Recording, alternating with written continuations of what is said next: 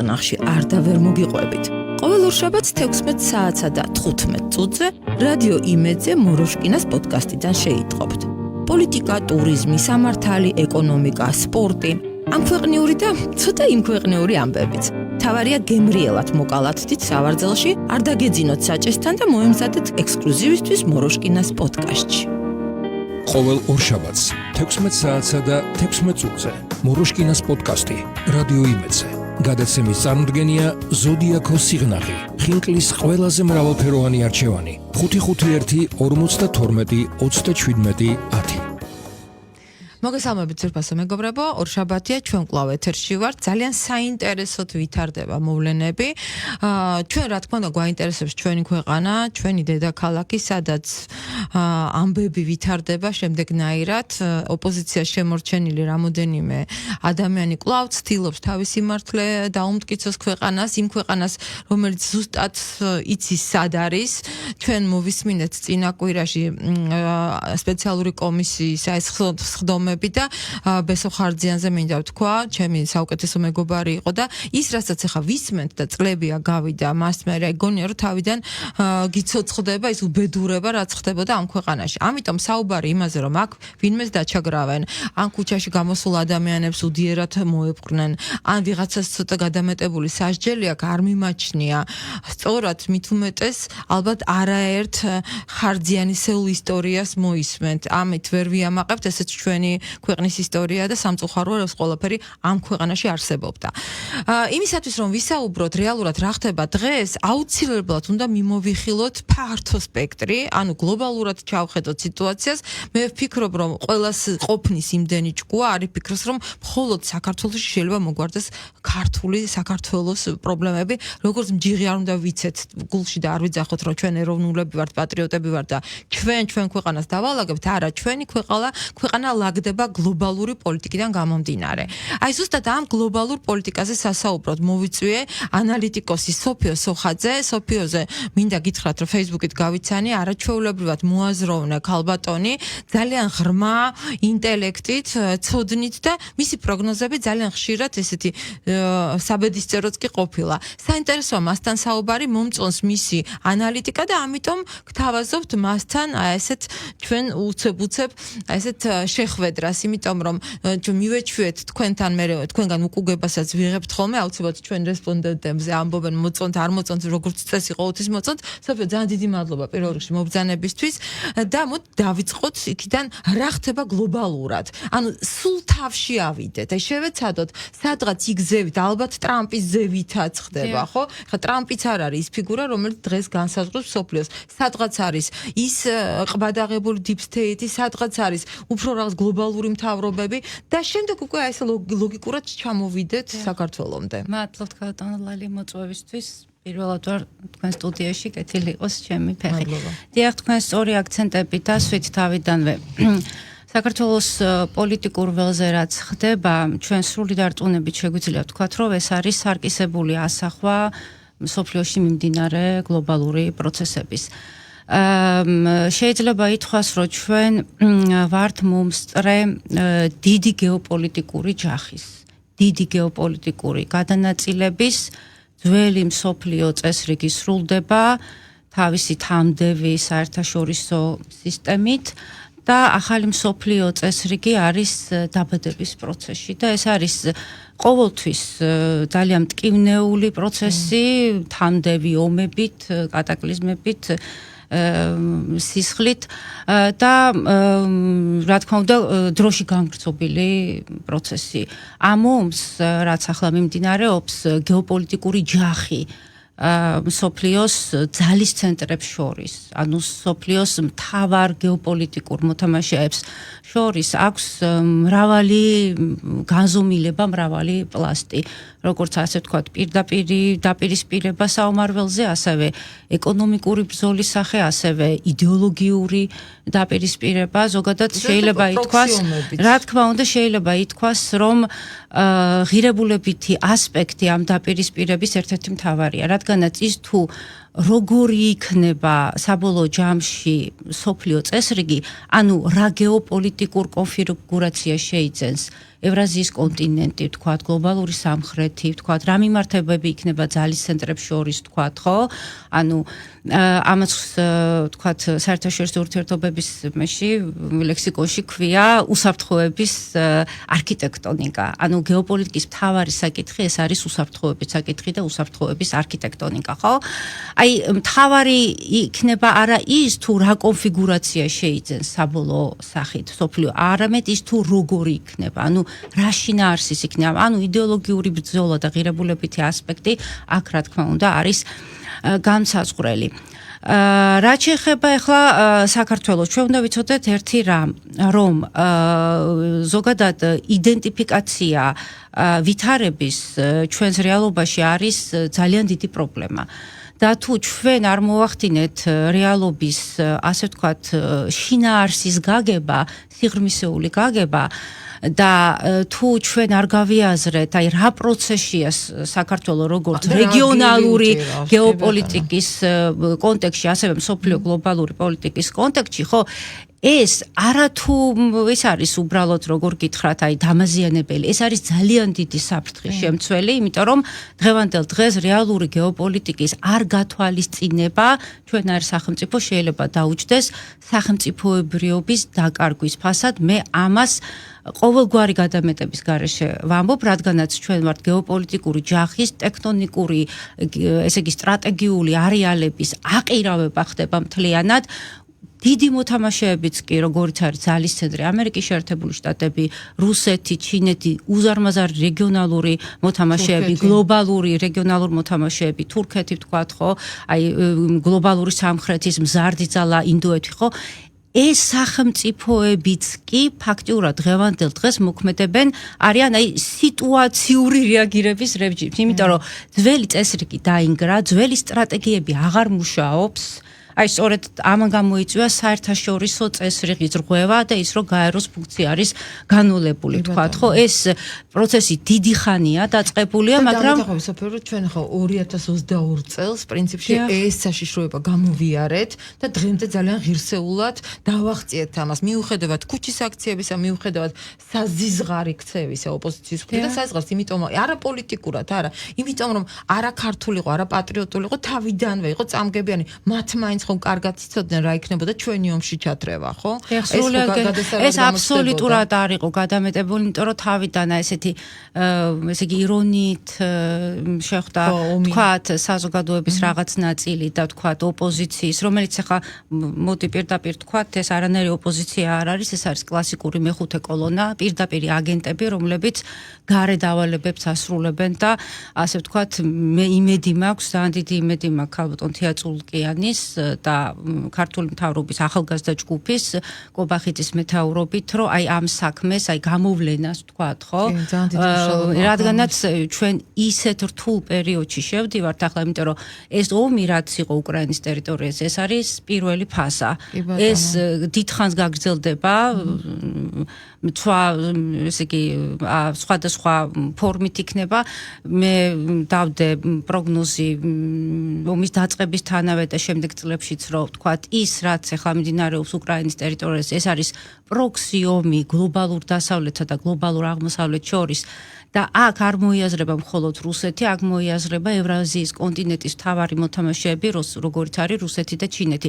უბრალოდ ჩინეთმა მოახერხა თავისი ესეთი ისტორიულად ფილიგრანული პოლიტიკის წყალობით, რომ პირველი არ ყოფილიყო დისტანცირება და გარდა ამისა დასავლეთ-აღმოსავლეთის ცნობილ მიმართულებაში, რა თქმა უნდა, რიგში გეოგრაფიულადაც პირველი რუსეთი იყო. ომის დაწყებამდე ჩვენ ესე იგი სრულად ესე იგი ნეიტრალური ანალიტიკოსები და მათ შორის მე ჩვენ საუბრობდით, რომ იწყება დიდი ჯახი გეოპოლიტიკური ძალის ცენტრებს შორის, გლობალურ დასავლეთსა და გლობალურ აღმოსავლეთს შორის და რომ ჯახის ერთ-ერთ არეალად სამხრეთ კავკასიაც მოიაზრება, ეს გახლავთ ცეცხლოვანი რკალის, ანაკონდას რგოლის, შეკავების სარტყელის, ესე იგი ვთქვათ, ну, აი სხვადასხვა მით არის ცნობილი, მაგრამ კონცეფცია იმაში მდგომარეობს, რომ ესე იგი რუსეთის მოხდეს იზოლაცია, ანუ ეს სხვათა შორის ჯერ კიდევ სერ ჰელფორდ მაკინდერის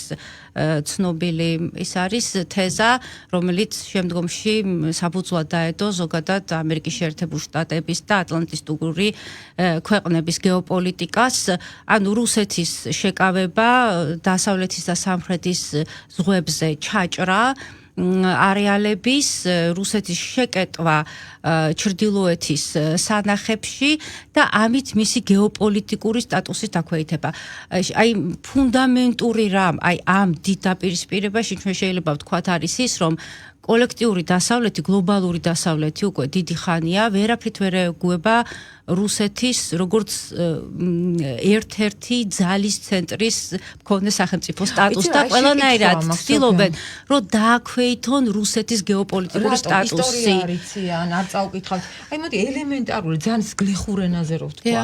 ნაპოლეონის მაგალითი რომ მოვიყვანოთ, ხო? ნაპოლეონს ჩააბარეს მოსკოვი, ასე გადასარევად ლანგარზე დაუდეს, მაგრამ რა მოხდა მერე? შემდეგ პარტიზანულმა ომებმა ხან საიდან გამოიპარნენ, ხან საიდან დახვდნენ წინ რომ დატანჯეს, დაღალეს და ბოლო-ბოლო გააქციეს, ხო, ნაპოლეონი. იგივე მოხდა, ეხლა ბლიცკრიგით უნდა დამთავრებული იყო ჰიტლერის წამოწყებული ავანტიურა, ხო, ეს ხო უბრალოდ ომი არ იყო, ეს ხო ძალიან დიდი ავანტიურა, რომელიც გათვლილიც კი არ ქონდა, ზამთრის თანსაცმელი არ ქონდათ.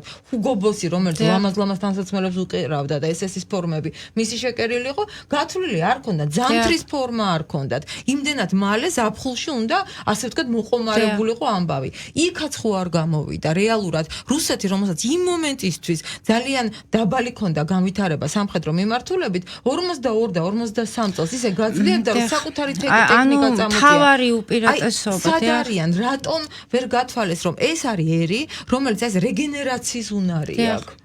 რა შეეცით საქმე ზოგადად ამ ნეოლიბერალურმა სისტემამ ძალიან დაბლა დასწია განათლების სისტემის დონე და ეს აშკარად შეერტყო დასავლეთის წამყვან ანალიტიკურ ცენტრებსაც, იმიტომ რომ ელემენტარული რაღაცები ვერ გათვალეს. ვერ გათვალეს ძალიან ბევრი რამ საკუთარი ისტორიიდან. მაგალითად ის, რომ ვთქვათ, ამის შესახებ მე ვწერდი ომის დაწყების პირველივე თვეებში, რომ აი ამ დიდი დაპირისპირების ერთ-ერთი პლასტი გახდათ დაპირისპირება ანგლოსაქსურ სამყაროსა, რომლის ფრაგმენტი ქვეყნები არიან ამერიკის შეერთებული შტატები და ბრიტანეთი, ატლანტისტურ ძალებსა და კონტინენტურ ევროპას შორის ცივილიზაციური დაპირისპირება და ესე იგი მათი სტრატეგიების შეუთავსებლობა ვთქვათ, ხო, რაც ფაქტიურად შეიძლება ითქვას, რომ საუკუნეთა განმავლობაში, ბოლო 100 წლის, 150 წლის განმავლობაში ეს დაპირისპირება იყო ძალიან მწვავე, უფრო მეტად ვიდრე ვთქვათ რუსეთის და სხვა ევროპული ქვეყნების დაპირისპირება. ანუ ანგლოსაქსური სამყაროს დაპირისპირება, კონტინენტური ევროპის ქვეყნებას, ზღვის ცივილიზაციის დაპირისპირება სახმელეთო ცივილიზაციებთან, რომლის, ესე იგი, შედეგს და რომლის აი აბსოლუტურად გახსნილ სურათს ვხედავთ ახლა ჩვენ, რომ ესე იგი უმწვავეს ფაზაში შედის დაპირისპირება ამერიკის შეერთებულ შტატებსა და კონტინენტურ ევროპას შორის, კონტინენტური ევროპის წამყვან სახელმწიფოებს შორის. ეს არ განიხილება მხოლოდ ახლა ტრამპის შულცის დაპირისპირების კონტექსტში, რა თქმა უნდა, და უფრო მეტიც თვითონ ამ ტრანსატლანტიკური ალიანსის შიგნითაც ჩვენ ვხედავთ აშკარა დაპირისპირებას ბრიტანეთის და ამერიკის შეერთებული შტატების. რატომ? იმიტომ რომ ეს ძველი სტრატეგიები, ჰეგემონური პროექტი, მსოფლიოს პრობის მონდიალისტური პროექტი ვერ განხორციელდა, დასავლურმა სამყარომ ერთპოლუსიანი სამყარო ვერ შეინარჩუნა და ეხლა ხდება ამ ჰეგემონური პროექტის რეორგანიზირება, ჩამოიშალა რეორგანიზირება, გადაწყობა იმისთვის, რომ მათ თავი შეინარჩუნონ და თქვათ რაღაცა განვითარების სხვა ვექტორია დასახული აქედან გამომდინარე. რისი თქმა მინდა? ანუ რუსეთზე მაპატიეთ არ გიპასუხეთ, აი რუსეთის უმთავრესი უპირატესობა ეს არის ეთნოფსიქიკის მსგენელები, რაც აღმოჩნდა, რომ ესე იგი გეოპოლიტიკაში ისეთივე მყარი მაჩვენებელია და მოცემულობა როგორც გეოგრაფია, ეთნოფსიქიკა ეს ერთი და მეორე აი რუსეთის აი ეს სტრატეგიული სიღრმე, ეს უზარმაზარი ტერიტორიები, აი სტრატეგიული სიღრმე, რომელიც იძლევა საშუალებას, თქვათ, ხო, აი ესე თქვათ ხანგრძლივი ომის წარმოების და თვითკმარობა, რესურსების თვითკმარობის, ესე იგი თავარი ის, რომ რუსეთისთვის მიენიჭებინათ სტრატეგიული მარცხი, ესე იგი შიდა ელიტის აფეთქებით და ეკონომიკის ჩამოშლით, ამაზე ძალიან დიდი ფსონი იყო დადებული, სჯეროდათ რომ ეს განხორციელდებოდა და პირიქით საპირისპირო შედეგი მიიღეს, მათ მიიღეს ფატალური შედეგი ის რაზეც აი დიდი გეოპოლიტიკოსები მათ თქვათ აი მაკინტერის სკოლი და სპაიკმენი მაგალითად და ისინი ბზეჟინსკი აფრთხილებდნენ რომ ესე იგი არავითარ შემთხვევაში არ უნდა დაუშვათ რუსეთის და ჩინეთის შეკავშირება, რუსეთის, ირანის და რუსეთის გასვლა და სტრატეგიული ასე ვთქვათ ამბიციების დაფიქსირება ინდოწყნარი ოკეანის რეგიონში. ფაქტიურად აი ამ ნაბიჯმა, ესე იგი სოფლიო ჰეგემონიისკენ სწრაფად რაც 90-იანი წლებიდან აიღო თავისი სტარტი, მოიტანა ის რომ ევრაზიის კონტინენტზე შეიქმნა ორი სამკუთხედის სამხედრო სტრატეგიული პარტნიორობის, არა მხოლოდ პოლიტიკური, ეკონომიკური და ასე შემდეგ, სამხედრო სტრატეგიული პარტნიორობის ზედა სამკუთხედი რუსეთი, ჩინეთი, ჩრდილოეთ კორეა და ქვედა სამკუთხედი რუსეთი, ჩინეთი, ირანი. აი ეს ორი დიდი სამკუთხედი უახლოეს მომავალში გადაწყვეტს იმას, თუ როგორი იქნება ზოგადად ევრაზიის კონტინენტის უსაფრთხოების არქიტექტურა. ანუ ეს არის მთავარი საკითხი გეოპოლიტიკის და სხვათა შორის მოლაპარაკების წინ რუსეთის პრეზიდენტმა ასეც თქვა, რომ ესე იგი ამ ომის პირველ მიზეზის და ძირითადი მიზეზის ფუნდამენტური მიზეზების აღმოფხვრა უნდა მოხდეს, იმისთვის რომ მოხდეს ცეცხლის შეწყვეტა და რომ თავარი საკითხი იქნება არა უკრაინის საკითხი, არამედ ზოგადად ევრაზიის კონტინენტის პოლიტიკის და ევრაზიის კონტინენტის უსაფრთხოების არქიტექტონი. ეს ნიშნავს ძალის ცენტრებს შორის ურთიერთმიმართება, აქ აუცილებლად მოიაზრება ჩინეთი, გლობალური სამხრეთი და ჩვენ ვხედავთ სურათს, როდესაც სოფლიო ბედს წყვეტს ისევ ორი სუპერძალა, ამერიკის შეერთებული შტატები და რუსეთი. ანუ ვერ მოხდა რუსეთისთვის სტრატეგიული მარცხის მიყენება და რუსეთი რჩება ისევ ძალის ცენტრად. აქედან გამომდინარე, ხო, სულ სხვანაირად გადაეწყობა ახლა საკითხები, რაც არის რუსეთის როგორც ძალის ცენტრის მიმართება მის მიმდებარედ მდებარე სტრატეგიული არეალებისადმი, რაც არის სამხრეთი სარტყელი, დასავლეთი ფლანგი უკრაინა, სამხრეთ კავკასია, ახლო აღმოსავლეთი და შუა აზია. აი ამ სარტყლის უსაფრთხოების საკითხი და ეს რო იყოს ნეიტრალური ბუფერული ზონა რუსეთისთვის, რომ აღარ იყოს თქვათ შეტევის ხაზი რუსეთის მიმართულებით, აღარ იყოს ანტირუსული პროექტების განხორციელების არეალი, რა თქმა უნდა, ნუ ნატო საკითხი თავისთავად მას შემდეგ, რაც აი რუტემ განაცხადა 2 დღის წინ ნატოს გენერალურმა მდივანმა, რომ აღარ განიხილება უკრაინის ნატოში მიღების საკითხი და რომ ომის დასრულების შემდეგ რუსეთთან ურთიერთობები აღდგება. მოკლედ ესე იგი როგორ გითხრათ, გაიწირა, მოიხმარეს, გადააგდეს, გაწირეს უკრაინა და რა თქმა უნდა, ამაში მათ თავად მიუძღვით ძალიან დიდი ბრალი, რადგანაც მათმა უმეტესმა ნაწილმა მოგეხსენება ჯერ ხდება სულიერი გადაგვარება და შემდეგ უკვე დაშვება შეცდომების მატერიალურ განზომილებაში და დასავლეთის მრავალწლიანმა მოღვაწეობამ ჰაბსბურგების და ვატიკანის მეთაურობით მოიტანა ის, რომ შეერყა ერთიანი მართლმადიდებლური, თქვათ, სამყარო, სექტანტური და სხვადასხვა მანამდე მოხდა აი ამ სექტანტური სწავლებების დაზიანება სულიერი სხეულის და ამის შემდეგ უკვე აი ვთქვათ ეროვნული დაქსაქსულობა და ის კატასტროფა რაც დაემართა უკრაინას ეს ამის შედეგი იყო. გარდა ამისა უკრაინა როგორც სახელმწიფო როგორც ასეთი ეს მოგეხსენებათ გახსოვთ ესეთი საბჭოთა ეპოქის პროდუქტი, მანამდე სახელმწიფო უკრაინას არ ქონია და ესეც რა თქმა უნდა ეტყობა ისტორიული გამოცდილება დააკლდათ მათ. აი აქვე მინდა გითხრა, რაზეც ვილაპარაკეთ, რომ ამერიკა ვთქვათ იქ რაღაცა ყოველთვის ითვლებოდა, რომ ერთ-ერთი ძლიერი მოთამაშე იყო. რა დაემართა ევროპას? ევროპა რომელიც გადაყვა კონფორმიზმს, ევროპა რომელიც გადაყვა. იგივე მეორე მსოფლიო ომის მაგალითი რატომ მოყავს? იმიტომ რომ მაინც ჩვენი გადმოსახედიდან ყველაზე ახლო ომია, რომელიც გლობალურად შეიძლება განვიხილოთ, ხო? მით უმეტეს ქართველები ყველაზე დიდი რაოდენობა ჩვენგან წავიდა, ხო? და პროცენტულად. ომის დროს, ხო? პურით და მარილით ვინ დახვდა გერმანელებს? უკრაინა, ეს ერთი და ევროპაში ფრანგები გვახსოვს ჩვენ ძალიან დიდი ბოდიში, მაგრამ საროსკი პოები გაიხსნა გერმანელი ფრანგები. ამიტომ ისე მოხდა რომ გალიბერალური, ოღონდ ამ სიტყვის ცუდი მნიშვნელობით. რატომ მე მთელი ცხოვრება მეგონა რომ მე ვარ ლიბერალი.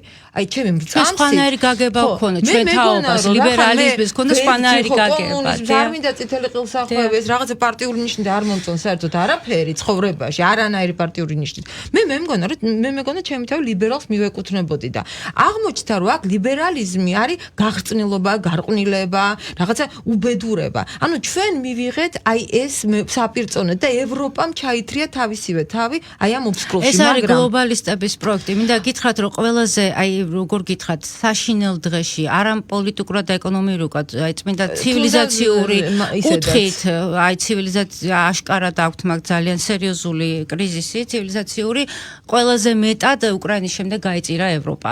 რადგანაც ფაქტიურად ახლა ჩვენ ეკონომიკას ხედავთ რომ რეცესიაშია, დიდი კომპანიები გადიან ორი სვეტი რაზეც იდგა ევროპის კეთილდღეობა, ერთის მხრივ რუსეთის იაფი ენერგორესურსები და მეორეს მხრივ ამერიკის მხრიდან უშიშროების ქოლგა ორივე ხელიდან ეცლებათ. და ფაქტიურად ამერიკის შეერთებული შტატები გამომდინარე იქიდან რომ თვითონ უდგას სერიოზული პრობლემები და ახორციელებს ჰეგემონური პროექტის გადაწყობას, თქვენ თვითონ მიხედეთ, შეიძლება მე საერთოდ ნატოდან გავიდე, აი მაგალითად რამდენიმე დღის წინ ბრიტანეთის თავდაცვის მინისტრმა გააკეთა განცხადება, რომ ესე იგი უკრაინაში ბრიტანეთის ჯარები ამერიკის მხრიდან უსაფრთხოების გარანტიების გარეშე არავითარ შემთხვევაში არ შევა. ესე იგი რამდენად აი რაც არ უნდა იცახონ რომ აი ჩვენ თქვათ ეხა ჩვენ თავად დავაფინანსებ და საუბარია 800 მილიარდზე და ტრილიონზე რის ფასად უნდა გაიმიტო იმიტომ რომ თუ მთლიანად დააწყვება ეს თქვათ მათ ბიუჯეტებს მე სოციალურ აფეთქებას მიიღებენ. მე მინდა აი პატარა ციტატა მოვიყვანო 2 წლის წინ ნატოს ესე იგი გეტყვით ეხა ნატოს სამხედრო კომიტეტის მეთაური გენერალი ბაუერი მან გააკეთა ესეთი განცხადება, რომელიც შეიძლება განვიხილოთ როგორც აი ჩარჩო და ერთგვარი ფორმულა დღევანდელი მიმართებისა ტრანსატლანტიკური ძალების მიმართების და დამოკიდებულებისა ევროპასთან, თქვათ, ხო, აი ამ წვავე კონფლიქტის, რა თქვა მან, რომ ევროკავშირს მოუწევს დაივიწყოს გეოპოლიტიკური სუბიექტივიზმის შესახებ. გეოპოლიტიკური სუბიექტივიზმი რა არის, რო ახსნათ, რომ ესე იგი რეგიონს აქვს იმის პრეტენზია, რომ კონდეს გეოპოლიტიკური ძალის სტატუსი, ანუ ესე თქვათ, დიდ საჭადრაკო დაფაზე იყოს ერთ-ერთი მთავარი მოთამაშე და გასაწევი ძალა. დღევანდელ დღეს ევროპა არის გეოპოლიტიკური ჯუჯა, გეოპოლიტიკური პარამეტრები, იმიტომ რომ გეოპოლიტიკური ძალის სენს აქვს თავისი პარამეტრები გამოიხატება ეს ტერიტორია, მოსახლეობა, ეკონომიკა და მთავარი აქ მაინც არის ძალის კომპონენტი. გამომდინარე იქიდან რომ ჩვენი ცივილიზაცია დღეს არის ძალის პარადიგმის ცივილიზაცია ინდოევროპელების მიერ მოტანილი არესის კულტის ძალის ანუ მთავარი რატო არიან დღევანდელ დღეს რუსეთი და ამერიკის შეერთებული შტატები, იმიტომ რომ ბირთვული ტრიადა მათი და ძალის კომპონენტი და უზარმაზარი ტერიტორიები და რესურსები ეს არის განსაკუთრებული.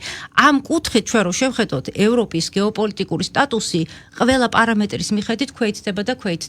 და ეს რობაუერი ამბობს რომ თქვენ 2 წლის წინ უწინასწარმეტყველებს რომ დაივიწყეთ თქვენ გეოპოლიტიკური სუბიექტივიზმის შესახებ, რომ თქვენ რამე გეოპოლიტიკური სტატუსი გქონდეთ, დაივიწყეთ ევროარმიის შესახებ. მაშინ ევროარმიის რაზეც ახლა ფონ დერ ლაიენი თქვა და იგივე ისინი საუბრობენ თქვა ხო საფრანგეთის პრეზიდენტი რომ ჩვენი არმია უნდა ყავდეს და შევინახოთ და იგივე ბორის პისტორიუსი თქვა ხო გერმანიის თავდაცვის მინისტრი ასევე რომ ჩვენ უნდა ვემზადოთ ომისთვის და მილიარდი გჭირდება ხო ეს ბორის პისტორიუსი ხო აი 2 წლის წინ ევროპა რომ ევროარმიის შესახებ დაივიწყეთ სტრატეგიული ავტონომიურობის შესახებ სტრატეგიული ავტონომიურობაც ასევე გეოპოლიტიკური სტატუსის შემადგენელი ერთ-ერთი კომპონენტია და ყველაზე მთავარი და ცინიკური რაც ხადღობს ანგლოსაქსური ცივილიზაციის აი ხასიათს ეს კი სავაჭრო მერკანტილურს და დროა ამერიკის შეერთებულმა შტატებმა ევროპამ ამერიკის შეერთებულ შტატებს გაუყოს თავისი კეთილდღეობა აი ეს გესმით ანუ დიდი სქიზმა თვითონ კოლექტიური დასავლეთის აი ამ დიდი სამყაროში იგნით რაც ზოგადად სოფლიოს საერთო უსაფრთხოების გლობალური უსაფრთხოებისთვის რა თქმა უნდა ესე ძალიან გამოწვევა და ძალიან საშიშია იმიტომ რომ საბოლოო ჯამში ის რომ ესე იგი დამყადეს მრავალპოლუსიანი სამყარო თქვათ ხო და გამოიკვეთოს ძალის ცენტრები ეს აუცილებელია გლობალური მშვიდობისთვის და აი ტრამპის თქვათ პოლიტიკა თქვათ ხო ბევრი მიიჩნევს როგორც აგრესიულ პოლიტიკას მე გულისხმობ აი გრენლანდიის და იმის მიმართ თქვათ ხო კანადის მიმართ მისი პრეტენზიები მაგრამ აი დღევანდელ მოცემულობაში და ძალის პარადიგმის კონცეფციიდან თქვათ ხო ეს არის ლოგიკური ნაბიჯი და ტრამპის ადგილას ნებისმიერი სხვა იგივეს გააკეთებდა ზოგადად ძალიან მცდარი შეხატულება ის რომ თქვათ აი პიროვნებები წყვეტენ ყველაფერს ეს ასე არ ხდება იქ არის უზარმაზარი სტრუქტურები პლასტები ფინანსური პოლიტიკური ელიტები მერე თავარია დრო და მომენტი თავარია ანუ რა მოცემულობა გაქვს და ყველაზე მთავარი კიდე რაც არის ბატონებო საგარეო პოლიტიკის მთავარი მიმართულებები ამერიკის შეერთებული შტატების სტრატეგიული მიმართულებები ის რა წერია მათ დოქტრინალურ დოკუმენტებში და გაწერილია მათ მთავარ კონცეფციებში ეს არ შეიცვლება უბრალოდ ხდება ჰეგემონური პროექტის გადაწყობა აი ეს პროცესია და გამომდინარე იქიდან რომ ამერიკის შეერთებულმა შტატებმა გააცნობიერა რა რომ ის უკვე აღარ არის ერთპიროვნული მართველი მსოფლიოსი, ანუ მსოფლიო ჰეგემონი არ არის და ერთპოლუსიანი სამყარო დასრულდა და რადგანაც სამი ძალის ცენტრიდან ამერიკის შეერთებული შტატები არის ერთ-ერთი ძალის ცენტრი რუსეთთან და ჩინეთთან ერთად, ამიტომ ამერიკის შეერთებული შტატები იწყებს თავისი გეოპოლიტიკური პარამეტრების ზრდას და ეს არის ლოგიკური ნაბიჯი. იმიტომ რომ თავისი გეოპოლიტიკური პარამეტრები ამ კუთხით მოიკოჭლებს და რო თქვა რომ უსაფრთხოებისთვის მე მჭირდება, ეხლა მე იმას არ ვამბობ რომ ეს მომწონს და ეს სამართლიანია და საერთაშორისო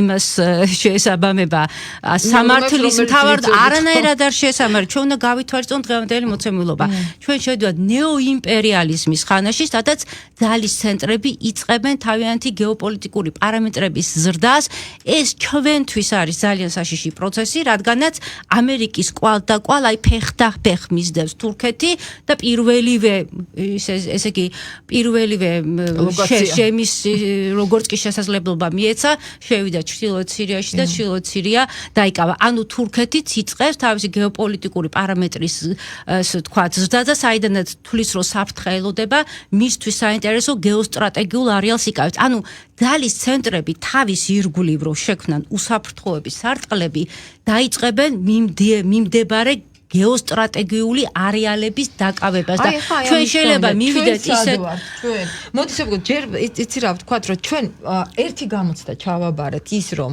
აი როგორც უკრაინაში პეჩორის ლავრაში და ჩვენ ღვთისმშობლის წილხვედრი მიწავართ და ისევე როგორც პეჩორის ლავრა პეჩორის ლავრაში რაც გააკეთეს და რისი უფლებაც მიცეს თავს რისი უფლება მიცეს და მე აქ გეთანხმები იმაში რომ თვითონ რაღაც ხალხმაც მოიკოჭლა ბოლო როგორ 2-3 ღირსეული ადამიანი არისო რომ ის რაც ხდება ის აეგრძალათ ჩვენ მაგალითად შევძელით ის რომ პანდემიის დროს ეკლესიები არ დაიხურა მიუხედავად იმისა რომ მთელი მსოფლიო გვაწვებოდა მთელი მსოფლიო გვეუბნება წნეხი იყო არნახული ხო კონკრეტულად პატრიარქზე და ზოგადად მართლმადიდებლურ სამყაროზე ეს ერთი წნეხი რომელიც გამოვიარეს და ისინი ზუსტად ომში ჩაებდნენ ჩვენ შევძელით რამოდენიმე წლის წინ აი ამის გამოვლა ის შეცდომები არ გავიმეორეთ თუნდაც მათამკვლელი ომი არ გავიმეორეთ იმიტომ რომ როდესაც ახლა ხდებოდა ეს ვაქხანალია რუსთაველზე ყველას რო ებხანებოდა ხელები რომ გასულიყო ქუჩაში და იქ მართლა პასუხი გაეცა თუნდაც მაცხოვრის დამწვარ-კუბოზე თუნდაც აი მუბედურებაზე რაც იყო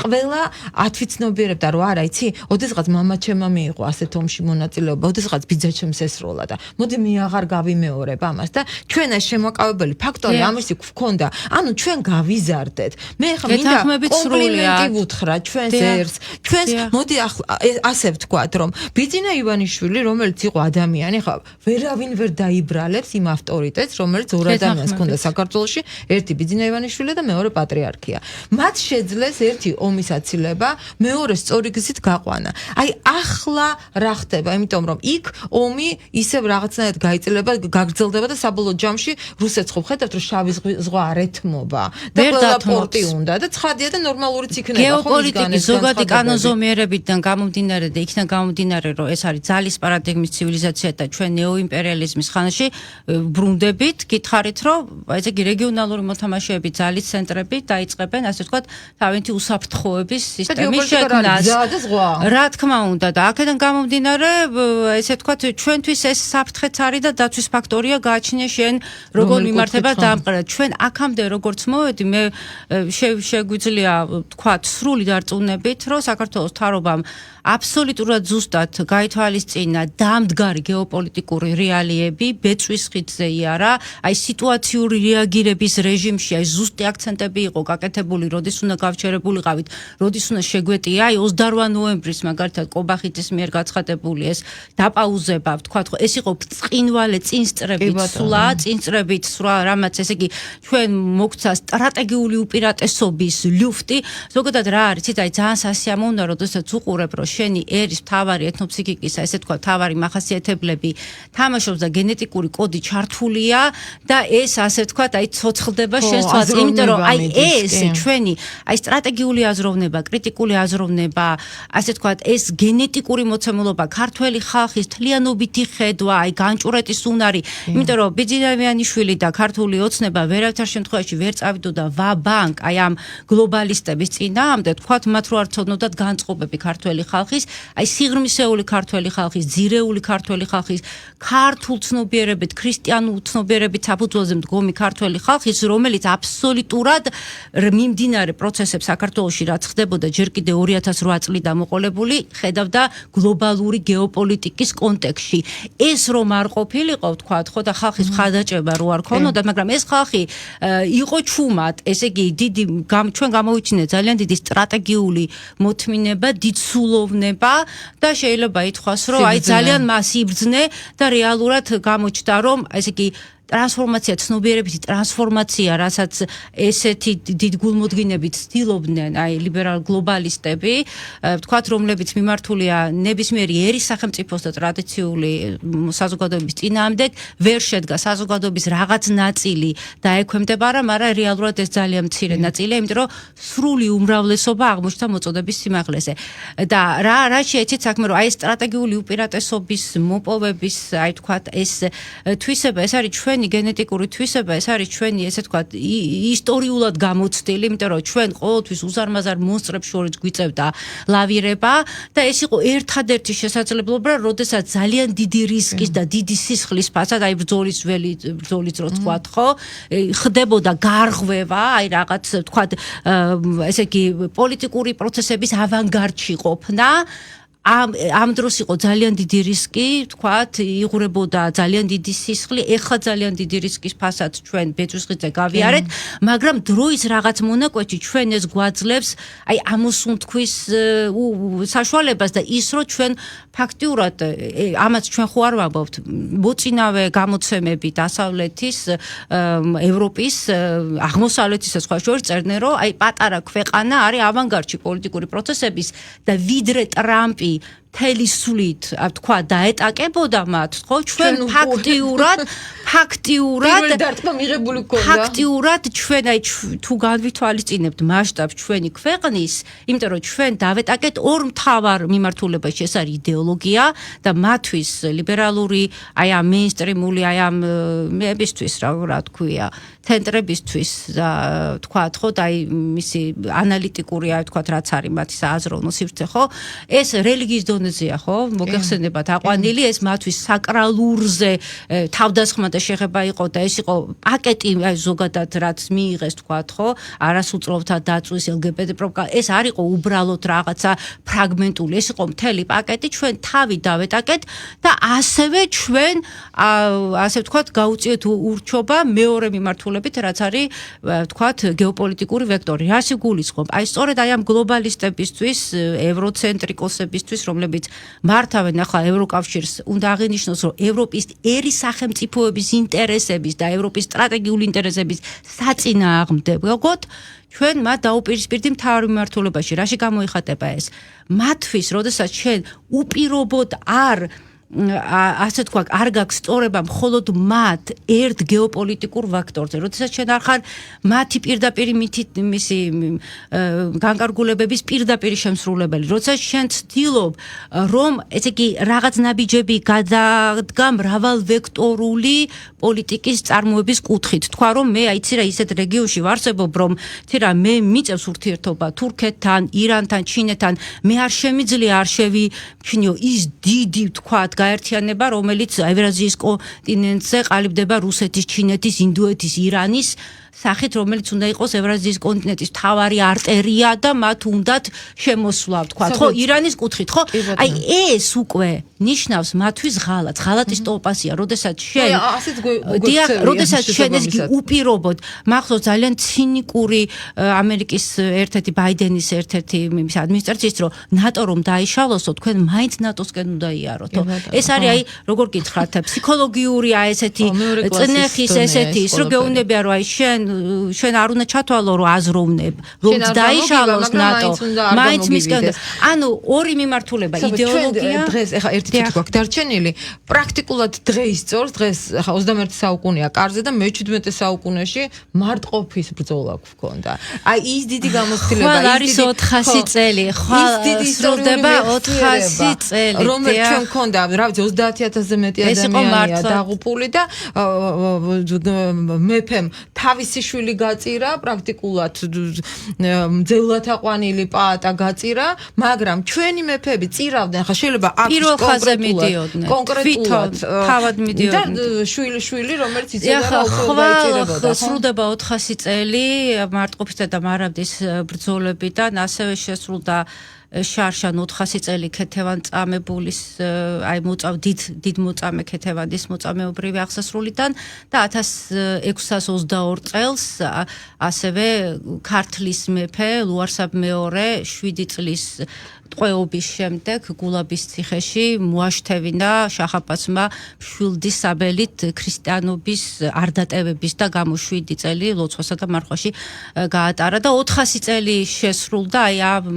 თარიღების აი ამ მნიშვნელოვანი მოვლენების შემდეგ. ეს იყო ასახვა ქართველი ხალხის მართალ უპრეცედენტო ბრძოლის აი უზარმაზარი სპარსეთის იმპერიის, რომელიც სოფლიოში მაშინ ან ჩვენ ორ დიდ იმპერიას, რომელიც იყო მაშინ სოფლიოში მხოლოდ ორი ეს უდიდეს იმპერია სპარსეთის ოსმალეთის იმპერია, ჩვენ შევინარჩუნეთ სახელმწიფოებრიობა, ჩვენ შევინარჩუნეთ ქრისტიანობა, ჩვენ შევინარჩუნეთ ბაგრატიონთა დინასტია და ამასი ზავი ფაქტიურად ჩვენ როგორ გითხრათ კი იყო დადებული, მაგრამ შესრულების და აღსრულების უფლება არ მივეცი, იმიტომ რომ პარტიზანული ბრძოლები რაც ქონდა გაჩეხებული ლუარსაბ პირველს, სვიმონ პირველს, მისი ძე გიორგი მეათე, ლუარსაბ მეორე და კახეთის ბაგრატიონები და ასევე ბაგრატ მესამე იმერეთის უდიდესი მეფე, ასევე ვთქვათ, ხო? ფაქტიურად ვერც ერთი კომპონენტი საქართველოს სახელმწიფოსი, ქართული სახელმწიფოსი ვერ შეარყიეს, ანუ ქართული სახელმწიფოს სტრუქტურა, მეფე, ჯარი, ფეოდალური არისტოკრატია, გლეხი, მიწათმფლობელობის იდეოლოგია შეიძლება რომ შევადარო დღევანდელ დღეს არ გქონდეს ჩვენ ყველა. აი ეს და ყველაზე მთავარი რა არის, თითქოს რომ ჩვენ მაშინ პირველად დაუპირისპირდით ბრიტანეთის სამხედრო ძალას, იმიტომ რომ შაჰის არმია ეს გახდათ მოდერნიზებული არმია ბრიტანელი სპეციალისტების მიერ. მაშინ პირველად მოხდა ცეცხლსასროლი იარაღით შაჰის აღჭურვა. ეს იყო ალავერდი ხან უნდილაძის და შაჰის ერთობლივი პროექტი დიახ და ესე იგი რა არის ის საინტერესო, რომ ის რომ ჩვენ მარტყოფის ბრძოლა მოვიგეთ, მარაბდის გენერალური ბრძოლა წავაგეთ, მაგრამ შემდეგ უკვე პარტიზანულ ბრძოლებში ჩვენ შაჰის 120,000-იანი არმიიდან მხოლოდ 60,000 დარჩა. ანუ ჩვენ მას მივაყენეთ სერიოზული სტრატეგიული მარცხი და რაც ყველაზე მთავარია, რისთვისაც მოეწყო ეს დიდი კამპანია მარტყოფის და მარაბდის ბრძოლები, გენერალური მიზანი, რომ ქართლის და კახეთის სამეფოები გადაექცია სახანოებად, ეს შემდეგ უნდოდა შაჰს დასავლეთ საქართველოში გადასასვლელად და ევროპა იყო მისი საბოლოო მიზანი. ანუ ეს იყო დიდი სტრატეგიის, ქვესტრატეგია, რომლითაც შავშალეთ ქვესტრატეგია სტრატეგიას და დიდი სტრატეგიას და მაშინ ევროპა გადავაჩინეთ კაცმა რომ ვთქვათ, ეს ყველაფერი ვატიკანის არქივებიდან ადრეც იყო და ეხლაც მუშაობენ და ეს დადასტურებულია და გამოცემულიც არის. ყველაზე მთავარიაც არის აქ და საინტერესო, რომ ესე იგი სპარსეთის იმპერია საუკუნეზე მეტ ხანს არ უფიქრიათ საერთოდ იმაზე სამხედრო რეფორმის ჩატარებაზე, იმიტომ რომ ისეთი ლახვარი ჩავეცე, იმიტომ რომ სამხედრო ცხენოსანთა არმიან მაგათ აი ამ 12 რიგად დაწყობილ აი ამ იმას რა ქვია ქვემეხების რიგს და იმას გადაუარ. ეს რას ნიშნავს?